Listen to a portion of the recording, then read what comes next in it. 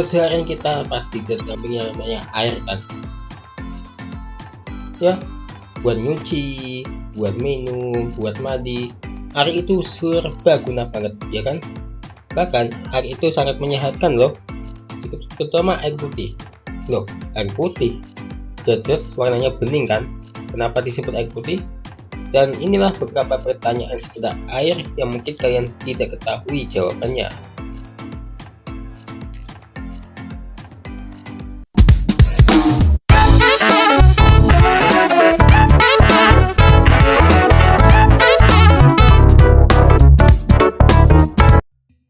Nazi. Kenapa disebut air putih?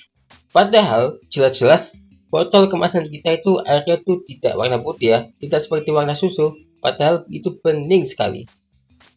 Faktanya air putih disebut demikian karena dalam bahasa Indonesia putih yang bisa berarti bening atau tidak berwarna. Istilah ini sering digunakan untuk air minum tawar yang tidak memiliki warna atau rasa khusus. Lebih detailnya, putih sebagai sinonim bening. Dalam bahasa Indonesia, putih terkadang digunakan untuk menggambarkan sesuatu yang tidak berwarna atau bening. Ini bisa terjadi karena air tawar saat dilihat dalam jumlah yang cukup besar memang terlihat bening atau tidak berwarna. Kesepakatan dalam bahasa juga, istilah air putih adalah kesepakatan yang digunakan dalam bahasa Indonesia untuk menyebut air minum tawar. Asal mula istilah air putih kemungkinan muncul dalam kurun waktu 150 tahun terakhir. Sebelumnya, istilah yang mungkin digunakan adalah air tawar atau air minum. Air putih versus air mineral. Kira-kira beda tidak ya? Tentunya berbeda. Berbeda dengan air mineral dengan air putih. Air mineral mengandung mineral alami, sedangkan air putih biasanya sudah melewati proses penyaringan sehingga kandungan mineralnya berkurang. Kamu nggak tahu ya guys? Di antara kalian tahu kan air laut itu asin ya? Kenapa sih air laut itu asin? Faktanya air laut asin karena mengandung kadar garam yang tinggi, biasanya sekitar 3,5%. Garam-garam tersebut berasal dari berbagai sumber seperti erosi batuan di daratan yang dibawa oleh sungai, gunung berapi bawah laut yang mengeluarkan mineral, dan sisa-sisa dari organisme laut yang terurai. Lebih detailnya juga kayak gini. Erosi batuan, hujan yang jatuh mengandung karbon dioksida terlarut, membuat sedikit asam. Air hujan ini kemudian menggerus batuan dan melepaskan garam mineral yang terlarut seperti natrium dan klorida yang membawa sungai dan akhirnya mencapai laut. Gunung berapi bawah laut juga kayak gitu. Aktivitas vulkanik di dasar laut juga dapat melepaskan garam mineral ke dalam air laut. Sisa-sisa organisme laut, baik tumbuhan maupun hewan, juga menyerap dan membuang mineral melalui metabolisme mereka. Sisa-sisa organisme ini juga berkontribusi terhadap kadar garam di air laut. Penguapan.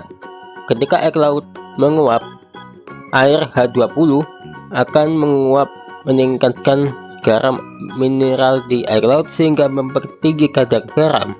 Dengan adanya proses-proses ini, air laut secara bertahap menjadi asin seiring waktu.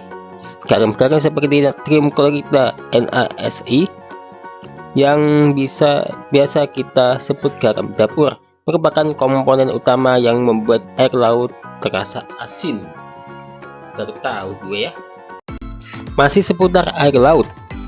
Tahukah kalian, air laut berwarna biru karena proses penyerapan dan pantulan cahaya matahari oleh molekul air dan partikel-partikel di dalamnya. Prosesnya kayak gini. Dan penjelasannya juga ya, penyerapan. Molekul air menyerap cahaya dengan panjang gelombang yang lebih panjang seperti merah, jingga, kuning, dan hijau. Pantulan. Cahaya dengan panjang gelombang yang lebih pendek seperti biru dipantulkan kembali ke mata kita. Efek Tyndall. Penyebab cahaya oleh partikel-partikel kecil di dalam air laut, terutama cahaya biru. Pantulan langit. Sebagian cahaya biru yang dipantulkan oleh langit dipantulkan kembali oleh permukaan air laut. Selain itu, warna air laut juga dipengaruhi oleh kandungan pigmen fitoplankton seperti klorofil, kondisi geografis dan lingkungan laut, kedalaman air, keberadaan partikel-partikel organik dan anorganik, keberadaan alga dan fitoplankton. Detik.com menulis juga, warna air laut tidak selalu biru, misalnya perairan laut dangkal yang lebih dekat ke pantai mungkin tampak berwarna biru muda atau hijau. Sungai memang juga sangat penting untuk pertanian, terlebih lagi sungai itu dibendung untuk mengalir ke sawah maupun kebun lainnya. Air sungai berasal dari berbagai sumber seperti hujan, salju, mata air, limpasan bawah tanah maksudku, dan lelehan es. Proses terbentuknya sungai, yang pertama air hujan dan salju yang mencari di dataran tinggi membentuk aliran kecil. Yang kedua, aliran kecil ini mengalir menurun di bukit karena gaya gravitasi. Yang ketiga, aliran kecil-kecil ini bergabung menjadi satu, semakin besar dan membentuk sungai. Sumber air sungai, hujan, dan salju yang turun ke bumi, mata air pegunungan, air tanah, air yang terbentuk di tepi danau atau kolam besar. Jenis sungai berdasarkan sumber air. Sungai campuran yaitu sungai yang terbentuk dari pencampuran air dan berbagai sumber. Sungai bermata air putih gunung yang mengalir ke tempat yang lebih rendah dan akhirnya sampai ke laut.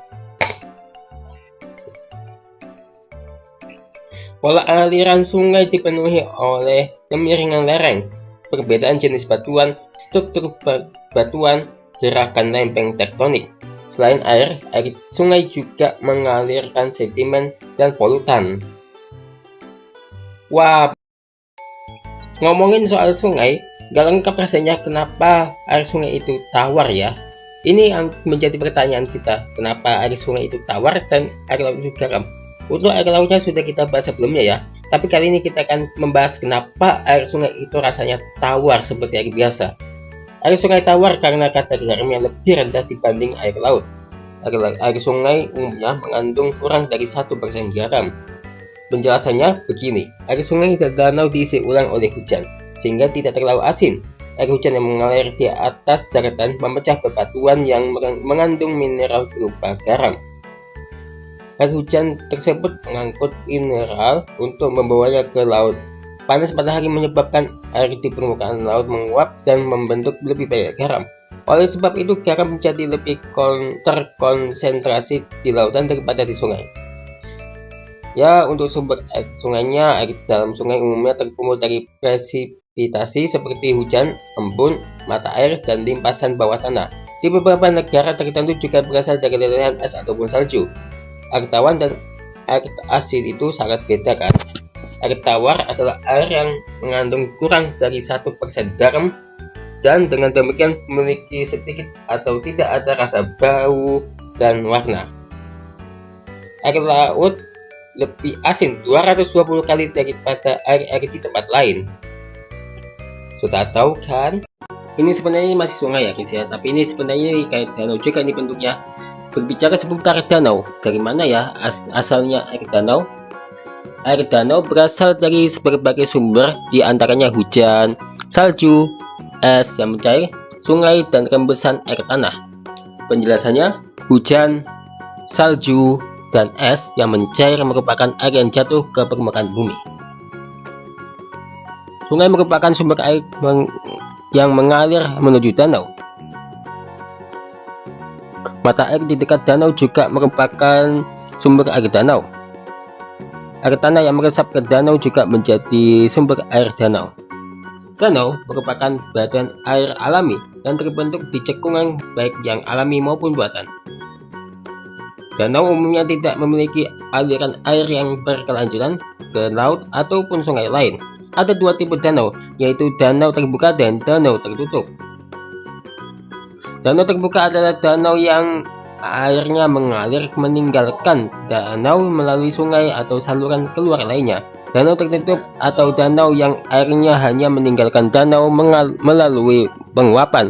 Danau memiliki berbagai fungsi, di antaranya sumber air bagi pertanian, perikanan, pariwisata, air minum, sumber daya energi, serta sarana transportasi dan olahraga air. Fungsi sosial budaya dan fungsi pendukung ekosistem. Yang terakhir lagi pipis nih. Tentunya kami nggak nunjukin gambarnya ya, tapi jelasin faktanya deh. Air kencing berwarna kuning umumnya disebabkan oleh urocorome atau urobilin, pigmen yang dihasilkan dari pemecahan sel darah merah. Warna urin juga dipengaruhi oleh kadar vitamin B, makanan, dan obat-obatan. Warna urin dan penyebabnya ini dia. Warna kuning pucat dan transparan. Minum cukup air, terhidrasi. Kuning gelap, kurang minum air, dehidrasi ringan. Kuning neon, kadar vitamin B tinggi dalam darah. Kuning pekat, dehidrasi, infeksi saluran kemih, batu saluran kemih, gangguan ginjal, pengaruh obat. Berwarna coklat, dehidrasi, dan penyakit hati atau liver. Halo dokter juga menyarankan berkonsultasi dengan dokter jika warna urin kuning pekat seperti teh atau kecoklatan dan kamu mengalami keluhan lainnya. Keluhan berlangsung lebih dari 3 hari. Keluhan disertai demam, mual, muntah, anyang-anyangan, dan sebagainya. Tentunya untuk menghindari dehidrasi, kamu bisa memperbanyak minum air putih 2 hingga 3 liter per hari. Mencukupi kebutuhan cairan harian dengan meminum air putih kurang lebih 8 gelas per hari. Dan itulah beberapa pertanyaan seputar air yang mungkin kalian jangan ketahui. Masih ada lagi fakta seputar air lainnya yang aku akan bahas? Jika iya,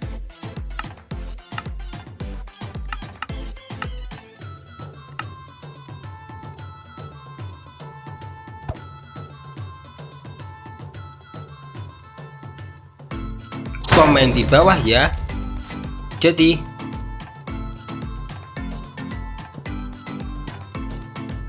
sampai jumpa di video